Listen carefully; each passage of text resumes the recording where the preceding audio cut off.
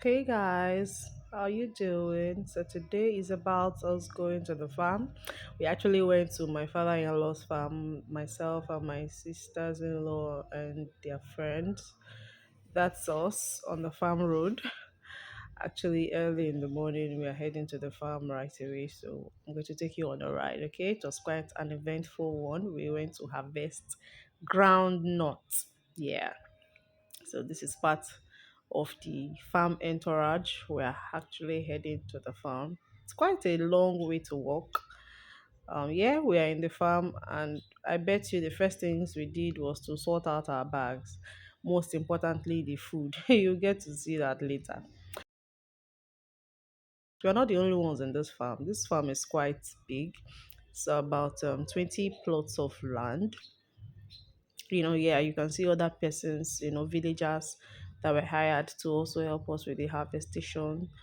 This farm has both granite and cassava together. Okay, so we are here to actually uproot the groundnut. Okay, it's not time for the cassava yet. So everybody was trying to get their place, their positions, how to set out and what to do. Yes, and we're basically just trying to get ourselves ready for the day's job. Okay.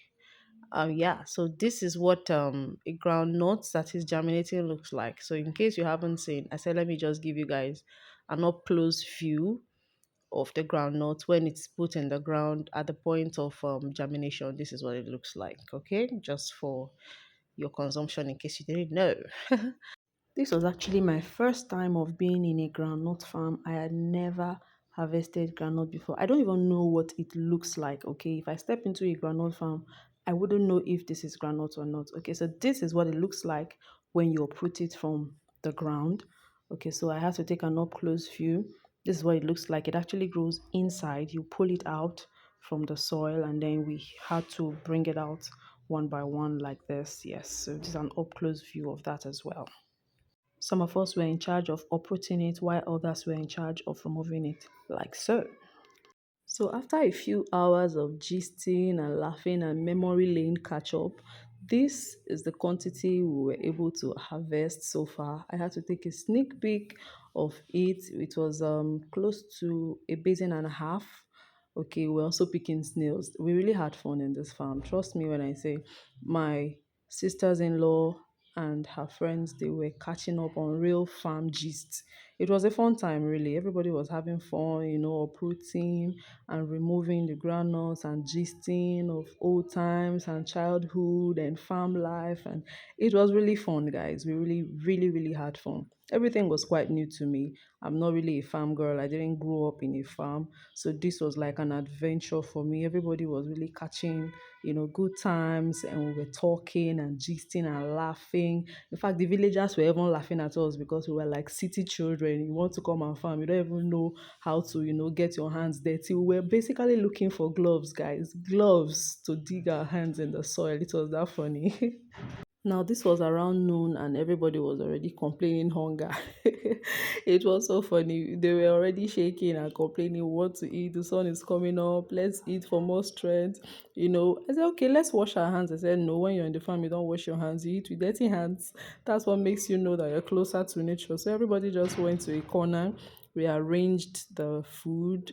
We took beans and gari, some hard bread and beans. We're just basically filling our stomach and refueling for the next phase of the job. Meanwhile, the villagers that we came and met in farm, they were still farming. We had to beg them to come and take their own part of the food to eat. So we're done eating, and then my sisters-in-law went back to another section of the farm, and this time around, everybody went straight to the floor, and I call that the power of beans. But we were able to cover ground. We walked for hours.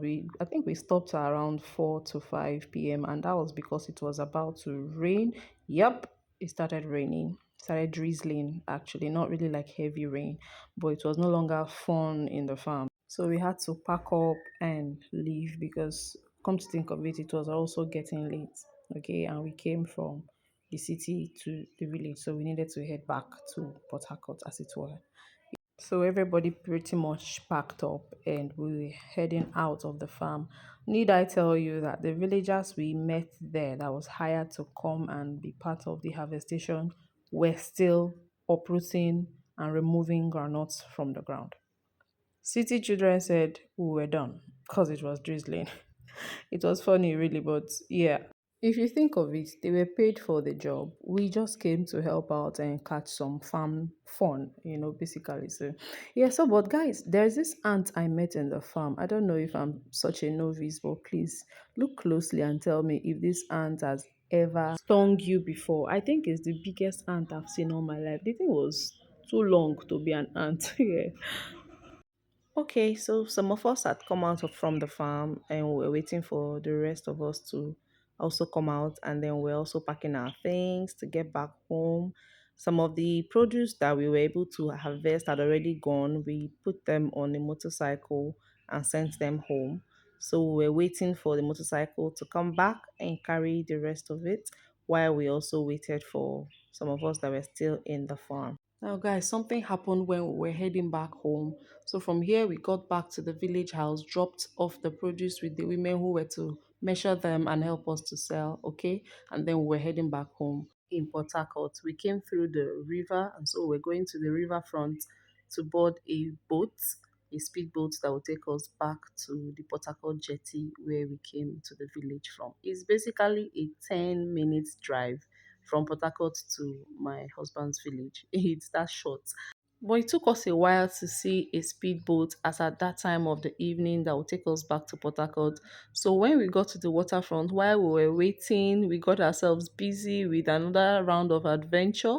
Guys, we were basically hunting crabs, land crabs. I don't know if you've seen them before, but there are two kinds of crabs that I know. One lives in the water and another species lives close to the river but in holes. Okay, they dig holes for themselves. So shortly I'm going to be showing you some of the clips I got. Guys, we were having mad fun. We're just playing like children, basically. It's been a long time since we had such an experience, so it was more like catching up with childhood.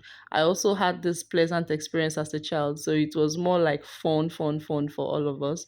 We were catching crabs. Well, we didn't really catch any crabs, but we were chasing them, tracing them to their holes, and the fun part of tricking them to come out and then you snap and all. I'll show you guys shortly.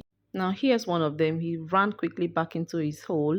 If you look closely again, you see it. Yes, that's it. Okay, so that was not the only one. We were just pretty much chasing them. Anybody that sees anyone, we call silently, come and see, come and see. These are some of their holes. If you look closely on the ground, the leaves are covering a lot of them, but there are some that we also got at other places where there are no leaves. These things can dig holes just anywhere as long as it's around the river, because the soil is quite soft, so it's easier for them to dig up holes, and they can dig up multiple holes. So if you're waiting for them at one particular entrance, you're wasting your time. Now look at that one.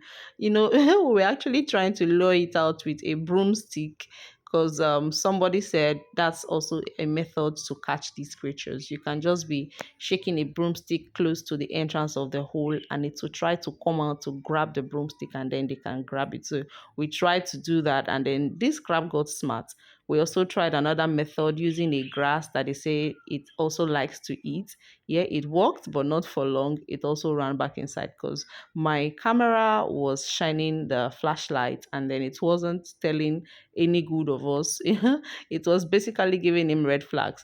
That's another one we caught. If you look closely, you see it. These creatures are so adorable, but not when they grab your finger.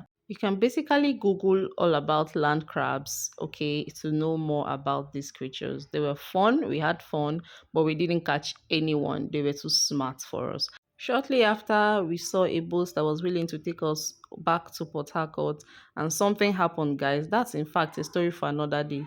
But basically, we were stuck at the middle of the river. You'll get to see us boarding very soon. Guys, we got stuck at the middle of the river. I couldn't film anymore, so I had to just drop my camera. They were even making fun of me, but these people didn't understand what was going on. How can you get to the middle of the river on a speedboat and it just went off? Guess what the problem was? No fuel. Man, we had to paddle. Thankfully, we could see the other side of the jetty a little bit afar off. Okay, so we basically paddled this speedboat like it was a canoe until we got close to the jetty, and then they helped us and brought us very close to the jetty where we could drop. It wasn't fun, guys. I just needed to stop filming. Now, look at where we are. That's where this boat stopped. I couldn't take it anymore, honestly. So that's where I have to stop this vlog. Thank you so much if you watched to this point, for watching my videos. Always come back for more videos. Thank you so much. Subscribe, like, and share. Love you. Mwah.